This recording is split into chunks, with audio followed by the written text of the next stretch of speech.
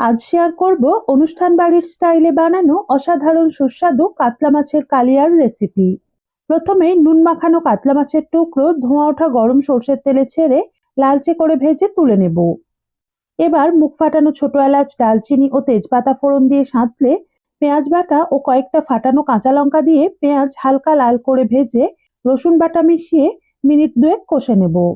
এরপর টমেটো বাটা দিয়ে আরো মিনিট দুয়েক কষে নিয়ে আদা বাটা, অল্প চিনি, স্বাদমতো নুন, ঝাল লঙ্কা গুঁড়ো, কাশ্মীরি লঙ্কা গুঁড়ো, হলুদ গুঁড়ো ও ধনে গুঁড়ো আর অল্প জল মিশিয়ে 1 থেকে 1.5 মিনিট মতো কষে নিয়ে কাজু, পোস্ত ও চালমগজ বাটার মিশ্রণ এবং অল্প জল দিয়ে কিছুক্ষণ কষানোর পর মশলা থেকে এরকম তেল আলাদা হতে শুরু করলে গাওয়া ঘি, গরম জল ও ধনেপাতা কুচি মিশিয়ে ঝোলটা ফুটে গেলে ভাজা মাছ, টমেটো কেচাপ আর চিলি সস মিশিয়ে মিনিট দুয়েক ফুটিয়ে নেব।